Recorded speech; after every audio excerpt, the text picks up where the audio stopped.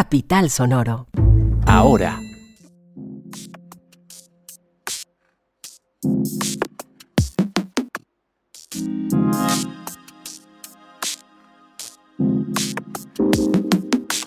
Queda en libertad escolta que asesinó a Carlos Pizarro. ¿Cómo va el caso judicial y qué dice la familia? Se firma acta para construcción del viaducto del metro elevado. ¿Cuáles son los plazos? La selección Colombia vence en su debut a la selección de Corea del Sur.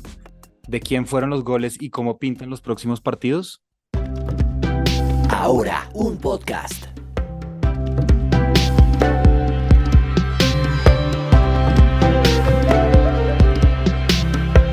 Hola, soy Santiago de Narváez y esto es Ahora un podcast. Y mi nombre es María Paula Martínez. Es martes 25 de julio de 2023. Y el dato del día está relacionado con nuestro especial de hoy sobre las mujeres afro en Bogotá. Hoy se celebra el Día Internacional de la Mujer Afrolatina, Afrocaribeña y de la Diáspora. Y estuvimos hablando con dos expertas sobre las principales necesidades de esta población en Bogotá. La periodista detrás de la investigación fue Carol Velázquez. Hola Carol, cuéntenos cómo vio el programa y cuál fue la información más relevante. Hola María Paula, ¿cómo estás? Es un placer para mí estar aquí en Ahora en Podcast. Y bueno, el dato del día es que el 50% de los hogares de población negra, afrodescendiente, raizal o palenquera que vive en Bogotá tiene una jefatura femenina. Es más o menos el 5% más que el promedio general de los hogares bogotanos. Entonces aquí hay que tener algo en cuenta, y es que según el Registro Único de Víctimas, en Colombia hay 1.239.542 víctimas negras, de las cuales el 53% son mujeres. De este porcentaje, 17.176 residen en Bogotá, en su mayoría pues tras sufrir desplazamiento forzado por este conflicto armado. Entonces, aquí hay que destacar que la mayoría de mujeres que viven en la ciudad, que pertenecen a la comunidad afro, son mujeres víctimas del conflicto. Entonces, pues básicamente en el programa se conversó sobre todas las violencias que digamos que cargan un poco las mujeres dentro de su propia comunidad, pero también en sus territorios, que las han obligado a salir, que tienen que lidiar también con, digamos, las desigualdades sociales que existen también en contra de la comunidad afro, y digamos que todo este contexto que recae también por razones de género. Y digamos que las necesidades, como las peticiones que tienen ahorita, es tener como más oportunidades de empleo y educación, porque es donde más barreras se encuentran a la hora de buscar oportunidades. Carol, gracias por la información y ahora sí, vamos con las noticias.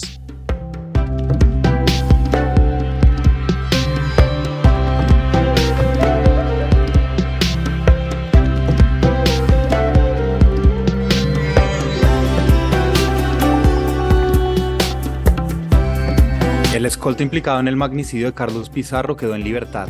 Laura Chambueta tiene más información. Hola Laura, antes de entrar en materia, ¿por qué no nos hace un resumen del magnicidio de Pizarro? Hola Santiago, bueno, digamos que el resumen puede ser no tan resumen, pero bueno, tratemos de acortarlo. Primero recordemos a Carlos Pizarro, quien fue el máximo comandante de la guerrilla urbana del M-19, la cual se fundó en 1970 en respuesta al presunto robo de las elecciones presidenciales en este mismo año. El M-19 pues es recordado por muchos casos como la toma del Palacio de Justicia o la toma de la Embajada en la República Dominicana en los años 80, bueno, en fin. Finalmente, en 1989, Pizarro, en representación del M-19, firmó un acuerdo de paz con el entonces presidente Virgilio Barco con el fin de dejar las armas y pues que los desmovilizados pudieran tener participación política. Entre esos, pues Carlos Pizarro, quien se lanza a la presidencia ese mismo año, en el 89. Él tenía todas las de ganar, el panorama era muy favorable para él.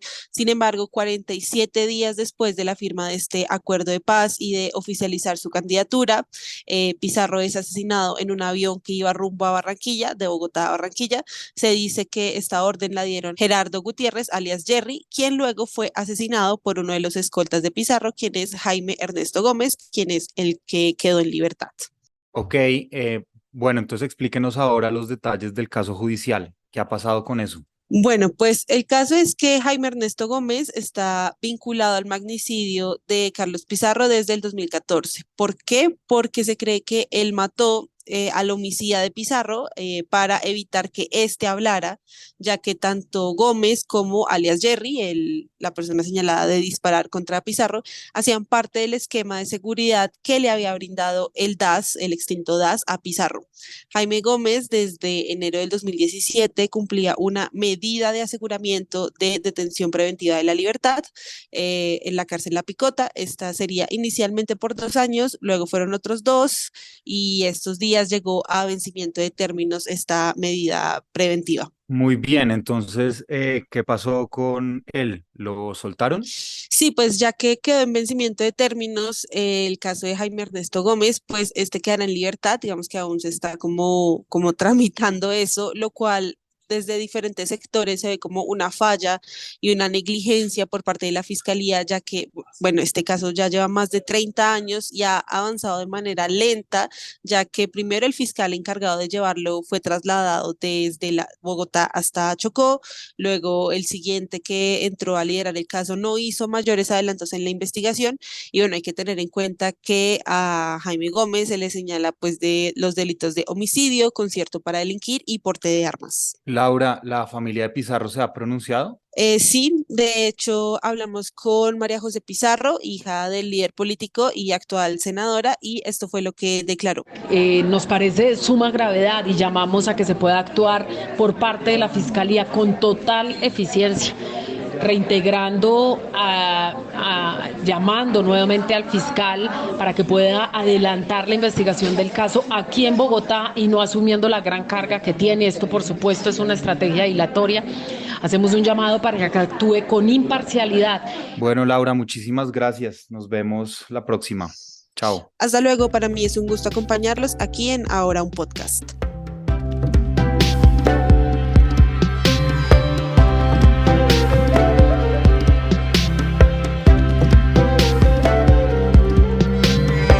Seguimos con temas vinculados al conflicto armado y a la guerra porque hace tan solo unos días el presidente Petro designó al ex paramilitar Salvatore Mancuso como gestor de paz. Recordemos que Mancuso pagaba una condena en una cárcel de Estados Unidos por delitos de narcotráfico, pero el que nos puede explicar los alcances de esta noticia es Mauricio Pichot. Hola Mauricio, ¿qué significa que Petro designe a Mancuso como gestor de paz? Buenas tardes, María Paula, un saludo muy cordial.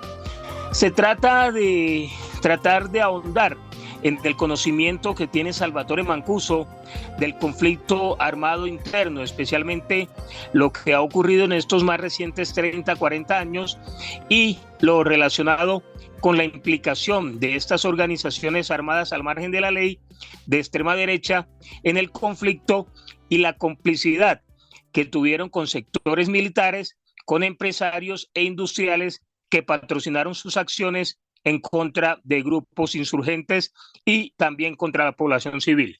Mauricio, ¿y cuál es la situación jurídica de Mancuso en este momento? Él sigue preso en Estados Unidos, pero está a la espera de ser trasladado, según dicen, a Italia. Explíquenos esto, por favor. La situación jurídica de Salvatore Mancuso es que está detenido en cárceles de los Estados Unidos, como usted lo señala, como responsable de delitos relacionados con el tráfico de narcóticos.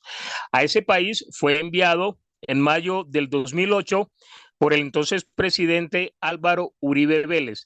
Salvatore Mancuso tiene nacionalidad italiana. Algunos sectores han hablado de que en la medida en que se le pueda entregar una libertad por cumplimiento de pena en los Estados Unidos, podría optar por trasladarse a territorio italiano, mientras que el gobierno colombiano, con el nombramiento, con la designación de gestor de paz, confía en que pueda llegar a territorio colombiano. La Fiscalía General de la Nación se ha pronunciado en estas horas más recientes diciendo que si Salvatore Mancuso pisa tierra colombiana, deberá seguir detenido en territorio nacional como consecuencia de la comisión de algunos delitos que aún tiene pendiente. El gobierno del presidente Gustavo Petro espera que se convierta en una especie de palanca para lograr adelantar lo que el propio presidente ha llamado la paz total. Gracias, Mauricio, por la información. Con mucho gusto, María Paula. Un saludo especial.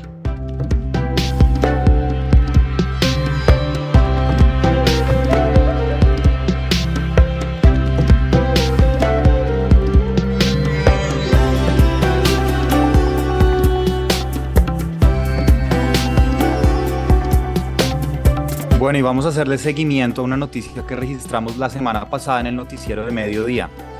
Se trata de un atentado con granada que hubo en un motel del barrio Venecia, acá en Bogotá. Andrés Zapata, primero recuérdenos, por favor, a nosotros y a la audiencia, cuáles fueron los hechos. Hola Santiago, para ti buenas tardes y para todas las personas que escuchan ahora un podcast, qué gusto saludarlos. Mira, sobre las 2 de la tarde del 20 de julio llegó una moto a la diagonal 47 A Sur, número 52C58, en la localidad de Tunjuelito. Allí se bajó una persona de una moto y con toda la calma lanzó una granada en el parqueadero de un motel. La granada explotó y aunque no hubo heridos, sí hubo pérdidas materiales. En ese momento, la policía había ofrecido hasta 20 millones de pesos para dar con los responsables de ese atentado. Bueno, ahora sí, entonces cuéntenos cuál es la actualización de esta noticia. Luego de la recompensa de que ocurrió este hecho, pues el Gaula de la Policía de Bogotá realizó un operativo y allanó una casa en el barrio Fátima, en la carrera 38 con calle 49, y los investigadores pues buscaban al presunto responsable de haber lanzado esta granada. Y en el operativo capturaron a alias Abraham. Este hombre era de nacionalidad, o es de nacionalidad venezolana, y sería el que habría pues lanzado esta granada, y también lo que dicen los investigadores es que habría ingresado al país hace algunos meses de manera ilegal. Andrés, ¿este señor Abraham o alias Abraham pertenecía a alguna banda? Sí, Santiago, lo que dicen la policía, los investigadores, es que al parecer él pertenecía a la banda delincuencial Satanás, junto a otros integrantes quienes serían los responsables no solamente pues de extorsionar, sino también de amenazar e intimidar a comerciantes de moteles y hoteles aquí en Bogotá. Estas personas estarían enviando panfletos y mensajes intimidatorios a los dueños y administradores de los establecimientos públicos para pedir sumas de dinero. Entre los mensajes que, digamos, que envían en los panfletos, abro comillas, dice: Necesito que se comuniquen conmigo de la mejor manera, o de lo contrario, una granada en su local lo espera. Esto lo recaudó los investigadores, eran los mensajes que estaban enviando a diferentes moteles de la ciudad, y además, entre las evidencias que incautaron en la casa donde se encontraba el presunto agresor, hallaron otra granada de fragmentación, marihuana y bazuco. Sin embargo, la policía lo que ha dicho es que ellos siguen tras la pista de otros integrantes de la banda delincuencial Satanás, quienes también estarían detrás de las extorsiones a comerciantes, no solamente en el sur de Bogotá, sino también al occidente. Andrés, muchas gracias. A propósito de esto, recordémosle a la audiencia que sobre este tema de extorsión a comerciantes estaremos haciendo un especial del mediodía en los próximos días para que no se lo pierdan, con testimonios, análisis y datos. De nuevo, muchas gracias, Andrés. Chao. Chao, Santiago.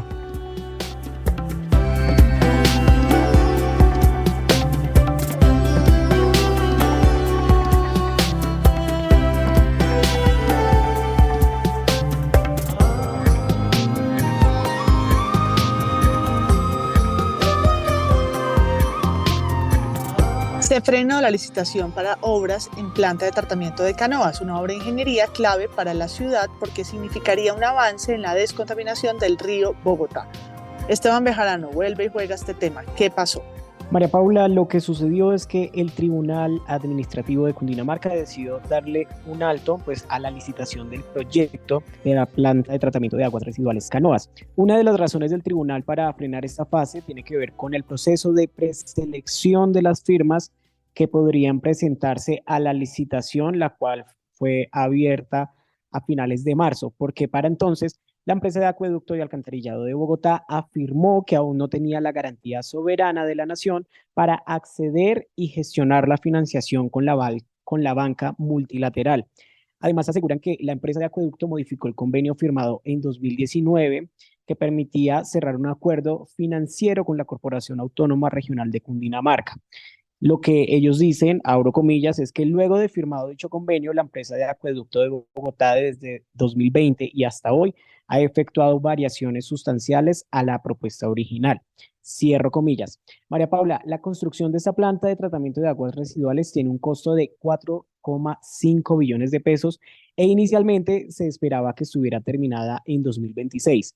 Entre tanto, de acuerdo con el tribunal, estaría lista en más de 10 años y no sería una solución pronta al daño ambiental que está teniendo el río Bogotá. Por esto, el tribunal determinó que debe realizarse una nueva estructuración técnica del proyecto para garantizar dos fases funcionales antes de abrir una licitación. Bueno, explíquenos entonces la importancia de esta planta para el tratamiento de agua de la ciudad. La Petarca Noas es considerado el proyecto de saneamiento básico más importante para Bogotá y para el país, ya que va a permitir el tratamiento del 100% de las aguas residuales de la ciudad y de Soacha. El río Bogotá, principal cauce pues, fluvial, con el paso de los años ha sido contaminado por vertimientos de aguas residuales domésticas, de las curtiembres y de diferentes industrias. Esta planta pues se construirá en Soacha y va a recibir las aguas de las cuencas Fucha, Tunjuelo, Tintal, que están ubicadas en el distrito como tal, y las del municipio de Soacha. Se espera que beneficie a más de 7 millones de habitantes. Y cuéntenos ahora sí qué dice el acueducto sobre este tema. María Paula, la empresa de acueducto y alcantarillado de Bogotá emitió un comunicado en respuesta al auto notificado por el Tribunal Administrativo, en el cual la entidad reiteró su respeto por las decisiones judiciales y aseguró que ejercerá todos los mecanismos procesales disponibles para defender el proyecto integral de descontaminación del río, por lo que apelará a esta decisión judicial. Aseguran que el auto notificado no está infirme y para ejercer la defensa del proyecto integral se interpondrán todos los mecanismos procesales. ¿Y cómo va el avance en la PETAR? María Paula, hay dos puntos importantes. El primero es que el 22 de marzo de este año se publicó el documento de datos de precalificación, que son los parámetros que permitirán determinar el grupo de postulantes interesados y hábiles para presentar oferta y quedar con la construcción de esta importante obra. Y en mayo arrancó la fase de contratación, la cual pues se espera que sea seguida a la adjudicación, pero con todo lo que está sucediendo pues en estas últimas horas, tendremos que esperar para saber qué va a suceder con la construcción de la Petara. Gracias, Esteban, por toda la información.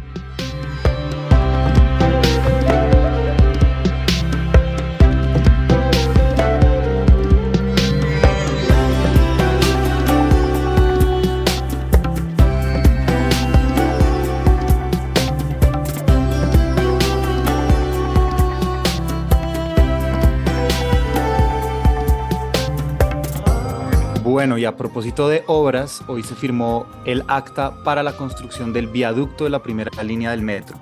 Cristian León con más detalles. Hola Cristian, ¿qué significa esta firma para la construcción de la primera línea?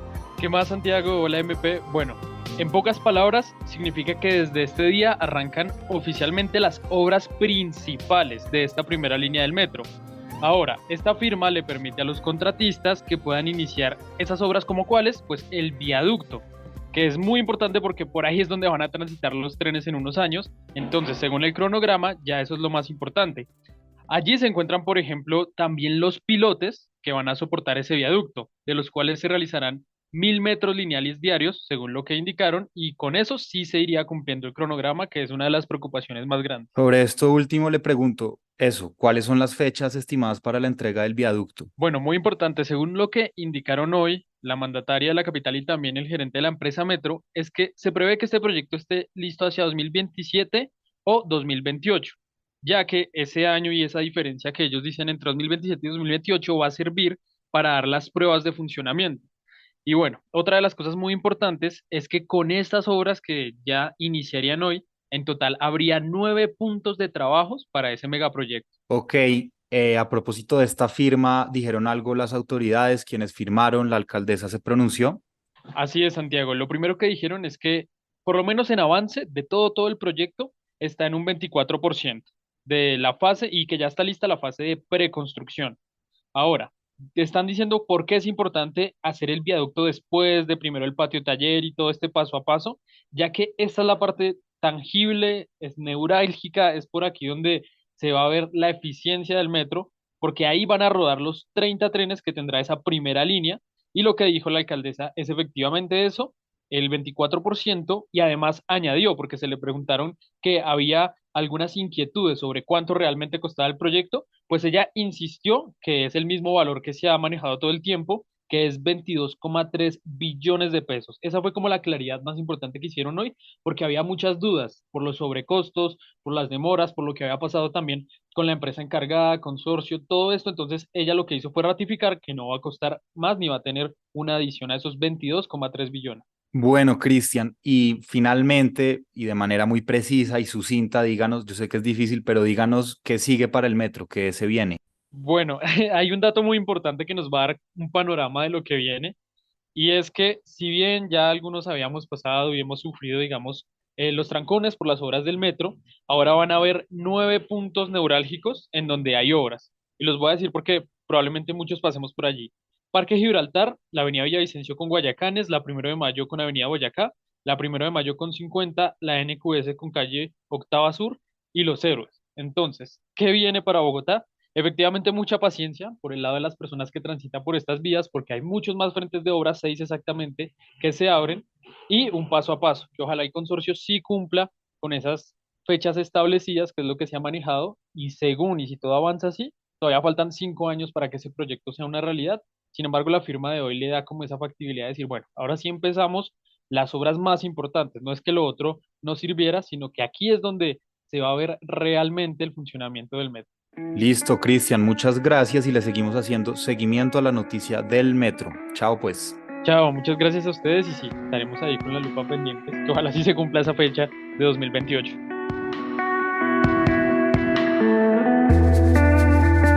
Y no se vayan sin las siguientes noticias. Una de deportes porque la selección Colombia ganó 2-0 contra el seleccionado de Corea del Sur. Los goles fueron de Catalina Usme de penal y de Linda Caicedo con remate desde afuera del área. El siguiente partido será contra Alemania, que a su vez le ganó al seleccionado de Marruecos 6-0. El partido será el próximo domingo 30 de julio a las 4:30 de la mañana, hora colombiana, y nuestra corresponsal de ahora, María Fernanda, estará allí para contárnoslo todo. A propósito del partido de ayer en el que Colombia le ganó a Corea 2-0, tenemos el resumen del partido con nuestra corresponsal en Sydney, Australia, María Fernanda Franco. ¿Qué hubo, Mafe? Cuéntenos el resumen, ¿qué pasó? ¿Cómo vio el partido? Hola a todos y todas las personas que me escuchan al otro lado en Ahora un Podcast. Los saludo nuevamente desde Sydney después de la gran victoria de la selección Colombia en su debut en el Mundial de Australia y Nueva Zelanda 2023. En un marco maravilloso, más de 20.000 personas, casi todo el estadio amarillo.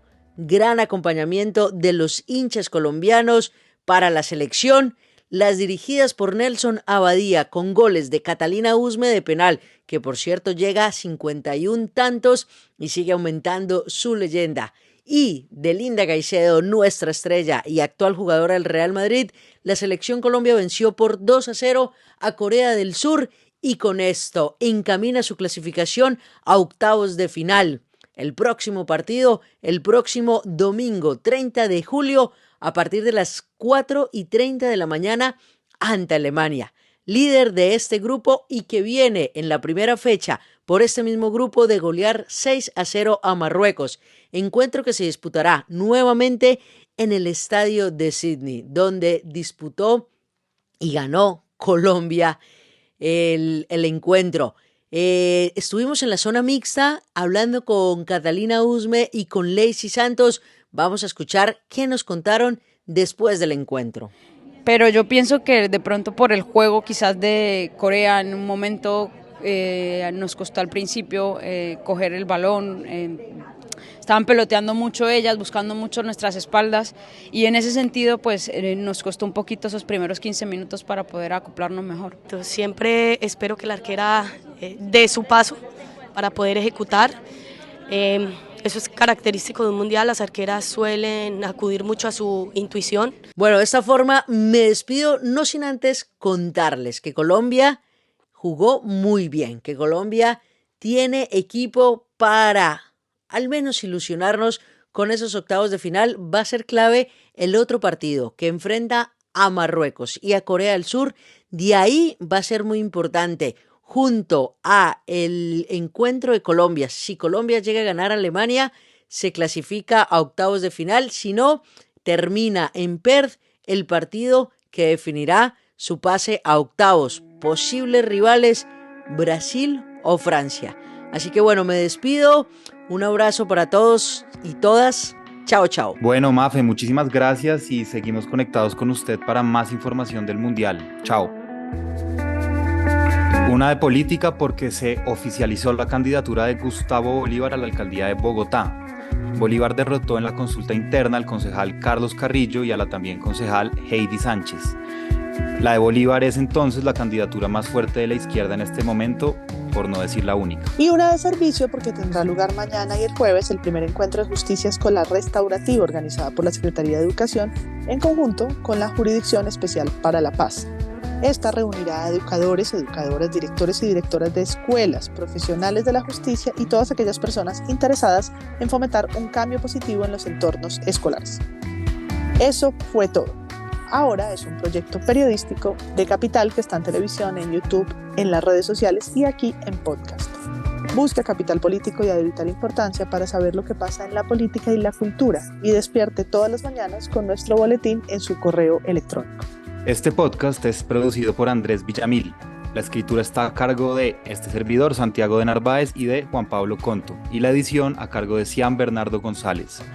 La dirección de los periodistas del sistema ahora está a cargo de Andrés Páramo, la de Capital Sonoro a cargo de Santiago Rivas y la del sistema informativo ahora a cargo de María Paula Martínez. Google dice que mañana miércoles habrá 50% de posibilidades de lluvia y que la temperatura estará entre los 8 y los 17 grados. No termine el día sin información. Búsquenos en todas las plataformas de podcast y compártalo. Chao, adiós. Capital Sonoro.